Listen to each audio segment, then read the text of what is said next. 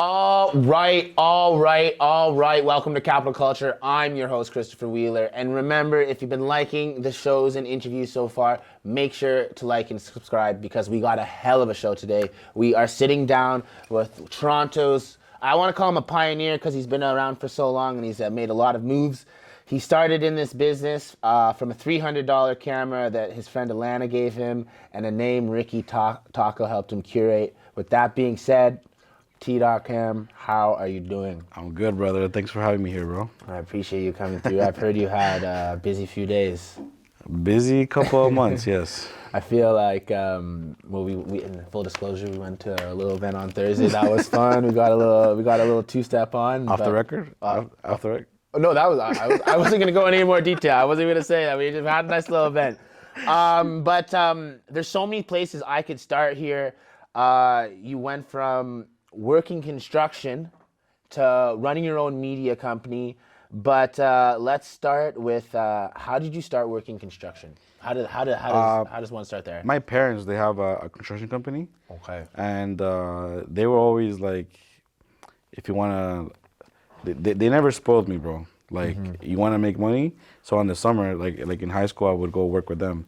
And they would make me do everything that, like, just because I was the owner's son, I had to work just as hard as everybody else, bro. So they were quite successful in the construction industry. And then, do you remember the last day where you're just like, I can't do it anymore? And what made you get to that every point? day, bro, like, I would wake up and just lay in bed like, I hate my life, you know? Like, I was making good money, like, and at this point, I was a foreman, so I was in charge of the workers and everything. No shit. We're working in Kingston, bro, and man, I'm telling you right now, bro, I remember this day like it was yesterday. The day was so friggin' cold, bro. It was freezing. And we still had heaters, and then I was looking at Instagram, and I was seeing other photographers living their life. And I'm just like, yeah, I want that. You know what? I'm like, I think it's time for me to do something that I want to do. And maybe not just do it about the money. I'll figure it out on the way. So speak on linking from construction to Ricky Taco and how you transferred. I believe he gave you a spare camera one day. Picked it up and so Ricky Taco is one of the big promoters in Toronto. He does a lot of concerts, and we met because he was managing La Firma Santana, who's a local artist in Toronto. So I wanted to be part of that. I always inclined to music, bro. Like, everything that had to do with music and art, I'm there. So he saw something in me, and I started selling tickets for the concerts. I would do anything just to be like, you know, like involved with the whole process. Yeah, you mentioned that. And then for one of the shows, his photographer, Sebas, he has a media company called X Flow. He asked me, he's like, bro, can you do me a favor if you don't mind? Can you just stand in the balcony and just take photos and videos with this camera? And I'm like, I've never used this before in my life, but okay, I'll try. Okay. So he kind of gave me like a little tutorial what to do. And man, I'm telling you, I had a great time, bro. I was in the balcony just by myself taking photos, and I had a great time. My question is, because I've done some research on you. You're a big rock and roll and Red Hot Chili Peppers fan. Totally. When you're getting into the media and photographer industry, why not go that genre? Why did you end up doing hip hop and Latin if you had your love for the Because music? as much as I love rock, I didn't really have like anybody that was in that world, right? Okay. All my friends were Latinos. Like, I was always like the outsider. Like, even in high school, I was a guy with spiky hair listening to Linkin Park and Limp Bizkit, when all my friends were listening to reggaeton, right? So, but I grew into that, bro. Like, I started shooting rock bands after, like, but I had to earn my stripes, you know, little by little. Was it nervous for you going from such a well-paying job in construction to such a volatile-paying job, and like, how did you handle that, and how did your parents feel about that? Bro, were they nervous? Oh, bro, like, I'll be honest with you, when I quit, they were really like disappointed, and it wasn't like I quit and like, oh, I have $20K in my bank account that I could, you know.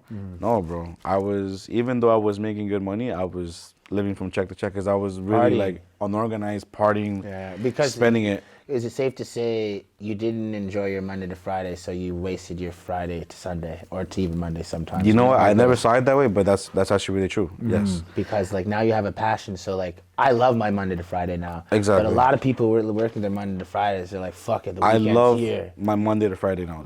Monday to Sunday, to be honest. Like every day, I'm fucking. I don't. Sorry, I don't know if you can Yeah, swear. you swear. Fuck yeah. But you know, I'm super happy now, bro. Like I was very miserable before, bro. Yeah, I was making good money, bro, but I didn't really care about it, bro. And now I'm actually doing something that I love, bro. So you started in 2015 too. So Yeah. this is your 7th year, I Yeah. believe, as a photographer. So like this is quite the journey. So I want to kind of hone in on when did you recognize your first accolade, or switch up the verbiage and call it a breakthrough. Kind of wondering if it's that New York trip that I heard you talking about, or is there something before that? When did you know what? To be honest, bro, the first time I felt like I'm gonna go somewhere with this is when there was a magazine called Blair Magazine. They hit me up to do an interview on me, and I was just like, I'm nobody. You sure? Is this a prank? Yeah. But like they're like, yeah, they did the interview. It came out nice, and then right after that, a major newspaper from back home called La Prensa. They were like, hey, are you from Honduras? I'm like, yeah. He's like, we love your photos. We came across your photos. We want to do an article about you. That's crazy. And I thought it was a prank too. And then when it came out and it was on the newspapers all over my country. Yeah. Oh, really? Yeah. My way. aunts and my cousins are like, yo, what the hell? Like, you're on the newspaper. And I couldn't believe it. That's when I realized, okay, maybe something's going on here. Like, I got to keep going. Like, that was motivation. Now, you kind of switched career paths at, like, I'd say a kind of a pivotal moment in your career, in your life, kind of towards the latter half of your 20s, and you had a lot of support when you started. And I was doing some research, and I heard you mention a girlfriend. Now, is she still around? And if not, what happened? Did she not like your career choice, or you know what I mean? Was it tough for her, your transition? How did that go? No, my girlfriend at the time, her name is Leslie. She was actually one of my first supporters in this, bro. Okay. She was one of the first. Believe it or not, I didn't really have much support when I started, because I understood it though. It's not like people were hating on me. It was just like, wait, what? You're a photographer now? Yeah, What's going right. on, It's right? a very 180. Like, but just I because you bought a support it. camera does not make you a photographer. Yeah. But they didn't realize, you know, like, No one it sees the takes vision time. at It the takes a beginning. process. But she was one of the first people. She was one of the first people that told me, like, babe, just do it. Who cares? Okay. Like, I feel like you have the eye, and you're gonna go somewhere. Okay. So shout she was out one of the Leslie. first people that really believed in me. And currently, we're not together. And like, you know, like Was it a long relationship? yeah, we were like 6-7 years together, bro. And then when was this just recently break up, or? We've been broken up for 2 years now. But Okay. like, you know, like. But still, after it's still when Yeah. I did my. When But it's I, not even on some like no beef thing. It just didn't work out. But like the last time I spoke to her, she told me she was really proud of everything that I've accomplished. I saw one of the things on your Instagram, the Nipsey Hustle link up. Can you explain that day and how you took those pictures, and then I believe you turned it into an NFT collection? Yes. So talk a little bit about that. So through photography, I became really good friends with Spiff TV, who at the time he was an A&R for Maybach Music, and I asked him for an opportunity to like put me on, and like he saw that I was like working, you know, like I would fly myself out there and like show up, and I wasn't getting paid, bro. I was just doing this to connect with people. And so he asked me, he's like, "What are you doing this weekend?" I'm like, he gave me a date. I think it was on July 2nd, 2017. So he's like, I'm like, no, I'm not doing nothing. So he told me, he's like, come down to Miami, and I'm gonna put you on a boat cruise. I'm like, oh, what's this boat cruise about? He's like, it's a trap boat cruise called Summerfest. He's like, there's gonna be live show. Amber Rose is there. No like, way. Yeah. And I'm like, okay, yeah, cool, I'll go. And he's okay. Show up to Miami. Go to the harbor. Say your name. And bro, No way. I flew down there not knowing if I'm gonna get in this or not. You know, it was a risk that I was willing to take. 100%. I'm there. I gave my name. They're like, yeah, your name is here on the list. Here's your card. Go up to your cabin. I'm like That's crazy. I guess I'm here. And I was sharing my cabin with Odell Beckham's photographer. So that's crazy. And then across from me was DJ Khaled's photographer, Ivan.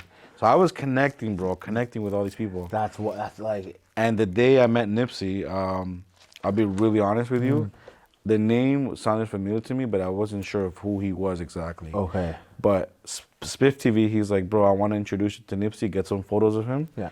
He's like, you're gonna want these photos. Yeah. Okay, cool. He took me, and Spiff TV bigged me up. He's like, yo, bro, one of the best photographers in Toronto. Can you get a couple flicks of you? Yeah. And she's like, yeah. And this is when Nipsey was with all his boys, bro. You know, Okay. all the guys. So I'm just there, like in the zone, just capturing. Is this before or after the New York trip? This was after. Okay. I kind of just want, like, I heard you tell the New York trip before in one of your interviews. I wanted to know if you would want to elaborate on, and I kind of want to know, how did you link with Spiff TV? Because this was a great way for you to, like, the crux of your career, to bring it to here, you know? So, like, to some of the photographers at home, like, how do you make those links? How did you achieve that? And if you could give us a little insight about New York. Floor is yours. Well, my whole career has been a domino effect. You know, sometimes, like when I started, I didn't think it was gonna go anywhere. But the moment, my mom always told me, once something good happens, everything else falls into place. And that's really what happened. I started doing concerts. I started traveling. I took a lot of risks, bro. I went to Puerto Rico. I shot this artist called Anuel. Yeah. Boom, Spiff TV works with Anuel. So when they needed the photos. The monkey and the cereal. Yeah. And then I started connecting, and then, bro, I was never scared to ask for opportunities. I've DM'd people, I emailed them, hey, I'm a photographer from Toronto, Canada. You have a concert, you need photos, I'm there. You need video, I'm there. I would travel, bro, like all on my expenses, fam. That's what a lot of people feel like, just because you're talented, they're gonna come look for you. No, bro, you gotta get out there. You gotta have to risk it, bro. You gotta hustle. We live in a society, bro, this generation, like, if you really want to, you could find Drake's management email, like, you know, they all have an office, it's just about getting there, bro, just talking to people, and you never know. Out of 20 people, maybe 5 might answer back, but guess what, those 5, you work with them, they will open up 30 more doors for you, and that's what happened. So I work with Spiff TV, and Spiff TV opened up a lot of doors for me. He's the one who introduced me to the weekend. Now, I came across this when I was researching you. You're colorblind.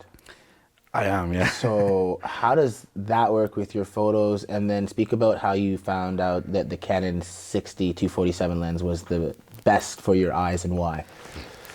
Yo, to be honest, I didn't know I was colorblind myself. But I noticed that, like, in construction, they would tell me, oh, go get something, it has a blue cap on it, and I'll bring the one with the purple cap. They'd be like, I said blue cap, and I'm like, oh, okay. Or like when I bought shoes, I'd be like, yeah, I bought these sick red shoes, and they'd be like, they're brown. Okay. So what's going on? So I'm like, okay, maybe something's going on here. So you eventually went to get tested. I went to the doctors, and yeah, he told me, he's like, you're colorblind. And I even did a test on YouTube to see how bad I was, and it was actually really bad. But you take amazing photos. Yeah, that's when I started. Most of my photos were black and white. But that was your inspiration from House of Balloons in the weekend at the beginning, that too, correct? yes. So they made black and white look so sick. So I was like, yes, okay, maybe I could work with this, right? When I do color, to be honest, I have like somebody there, like either my sister, or somebody like, hey, so is this red? Like, yeah, okay, cool. Yeah. Because I did a picture of the CN Tower one time, and then somebody commented like, oh, I love the pink in the photo. I'm like, pink? Fuck. I'm like, I put pink in there? Oh, man. Oh, that's hilarious. Now, I don't want you to skip over, but I just wanted you to tell the story about the day you shot the weekend. I think it was in New York with French Montana, and then there was the moment at the buffet with A$AP Rocky. I'll let you talk from there. Oh, man. Yo, you did your research, eh? Yeah. I remember about these stories. But yeah. Spiff TV again. I know, that's why I'm so fascinated by this. So Spiff TV. Shout out Spiff TV, by the way. Shout out Spiff TV. Yeah. Primo, that's Primo right there. 100%. So we had 2 options. He had my other boy from Toronto as well, called Ray Films. Okay. And me. So Spiff TV told me, how good are you at video? And I'm like, I'm more of a photographer. He said, okay, French Montana is looking for a video guy. He's like, I'm going to give it to Ray because he's more of a video guy. Yeah. He's like, but, you know, I'm still going to keep you in mind for other projects. I'm like, you know what, that's cool. Yeah. Funny thing is, there was a concert happening in New York, in Brooklyn. And you went a few days early. I went a few days early. I just wanted to go by and take some city shots and vibe, you know. And I see Ray at the airport. It's a crazy story. I love it. I see Ray at the airport. I'm like, yo, where you going? He's like, New York. I'm like, what do you do in New York? He's like, you know, French. Because they can't really say something. Yeah. So I was like, yeah. I was like, okay, that's cool. He's like, what are you doing today? I'm like, I'm just going to chill. I came early. Yeah. He's like, okay. Take down my number, I believe. I'm helping you with the story. I feel like you WhatsApp When we someone. land on it, I had his number. When we land, as we're getting off the plane, he goes to me, look, just hit up Spiff, tell him that you're in New York, and tell him that you saw me. And I'm like, okay. I'm like, yo, Spiff, what up, bro? I'm in New York. He's like, are you free today? I'm like, yeah. He's like, okay. He's like, sign this contract that says I can't say nothing, disclosure, all this stuff. I'm like, okay. So like I digitally signed it. Yeah. DocuSign, shout out. And then he goes, okay, so show up to this location. We're shooting the weekend today. And that was your dream, I believe, from the beginning. Yeah, I was a big fan, bro. And I'm like, what? I look at Ray. I'm like, the weekend? He's like, yeah, bro. I'll see you there. Oh my God. So it's crazy. So then I got there early, right? This is first thing in the morning. Yeah. So I go to visit my aunt that I never met That must before. have been a nice little visit. Hey, just And then I look at the weekend. location. It was 2 blocks away from my aunt's house. I literally walked there. So the after party was there. I literally get there, bro, and then Spiff, he introduced me to the whole EXO team. Everybody was there because it was What was one your of heart like there? Like, that must have been a crazy. To be honest with you, bro, like because of me working with Ricky Talker and other concerts, I already knew what it was to be around celebrities and artists and not act like a But fan. I just know The Weeknd was your idol getting into this. So it was Yeah. a little different. You had a lot of inspiration to get into starting it. So it just must have been. I was super excited, but I didn't act excited. I was just like, "What's up, brother?" Like that, like very like, because I don't want them to look at me like I'm some fanboy, you know, like. Yeah. We're co-workers today. We're working today to yeah, get this yeah. video going, right? Yeah, 100%. And You're the there to crazy do thing your is job. I was the only photographer on site. So I was getting all the exclusives, all of the exclusives. And man, that was a crazy. We shot all day that day. You said, I think you shot for 12 hours. Yeah, about that, yeah. Holy smokes, man. That's when I met ASAP, all those people. At the buffet. Talk to me about what you said. Do you remember, or do I have to tell you? No, I remember. I was super hungry, bro, and they had like burgers and everything. And then next thing you know, bro, I'm talking to Ray, because Ray was there, we're all eating, and I'm like, yo, these burgers are amazing. And all I hear is, nah, brother, put that down, bro. You gotta eat some vegetables, you know, like, and I'm like, nah, man, fuck the vegetables, bro. I've been working all day, bro. I want a burger. Yeah. And then he walked away, and then Ray's like, yo, bro, you know who you were just talking to? I'm like, who? Because I wasn't even looking at it. No, you're just focused because there's so on- much people there. There's Yeah, so yeah, many- yeah, yeah. A lot of staff and everything. you Yeah, know? yeah. I thought he was just another camera operator or something, you know, a lighting guy. And he's like, bro, it's ASAP. And I look, I was like, oh shit, yeah, it is ASAP. And the crazy thing is, right after that, I asked him for a photo. Okay. And he told me, he's like, let me see your camera. Not He's like, film. I don't like digital. He's like, you have a film camera? I'm like, I don't. So when you get a film camera, holler at me.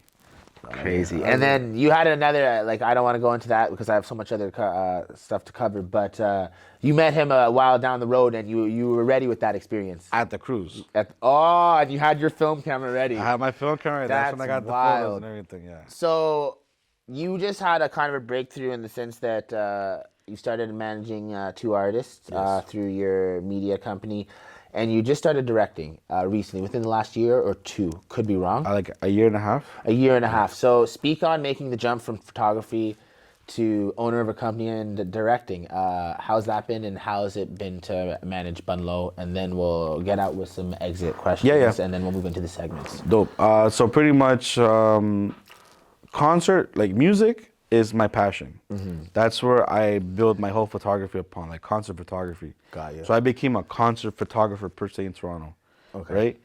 And I there was this photographer from Atlanta called Cam Kirk, and he was really connected with all these artists. And then I started figuring out a way, how can I make money, but at the same time take photos of artists? Because artists won't really pay you because they know that you need them more than they need you. Right? Yes, Exactly, right? agreed. Because like the moment they post you, you're the one that gets exposure. Yeah, right? yeah. Especially with these So big guys. I asked Cam Kirk, how do you do it, brother? Yeah. So he told me, fam, once you put money in their pocket, they will be more accessible to you. Okay. So instead of you asking them, bro, can you do a photo shoot? Say, brother, can I book you for a concert in Toronto? Yeah. And you're already there with him. You put money in his pocket and you put money in your pocket, and you're getting all the exclusives. Utilitarian. So then I was like, wow, yes, that's smart. Okay, so I wanted to start bringing artists, and I had so many friends that were artists, and if I told them, bro, you want to come to Canada and sing, they would be like, I'm down. And I was getting different prices than what other promoters would get, because now there's a relationship, right? Okay. So then that's where the whole Phoenix came from. Like, I'm gonna use a company. Yeah. So it's not like T.Cam. Like, no, it's a Phoenix. It's a company to separate it from my photography, to bring artists and do these shows. And then Bundle, I met through photography as well. And I've actually met Bundle at Val, a bunch And you of brushed him concerts. off the first time you met him. Why was that? It's not that I brushed. I told him I'd bring that up. Shout out, Bundle. I got you, brother. It's not that I brushed him off. When I'm in shoot mode, Yeah. I'm really, especially Val, there's 2 stages. So I got to shoot an artist, and I got to rush to go shoot another artist, right? Yeah. He was the guy in the crowd, and he was just like, yo, Tita. I'm like, hey, what's up, brother? But I was walking fast, you know? Yeah. But He's he- like, shit. But he exaggerates it. He's like, oh, Okay. this guy thinks he was this shit. But Bundle was always that guy. I would see at venues, and he would always come up to me and say, what up to me? So I was always like, yo, who is this guy? Who is this guy? Man, it's crazy, such a small world. Now we work together.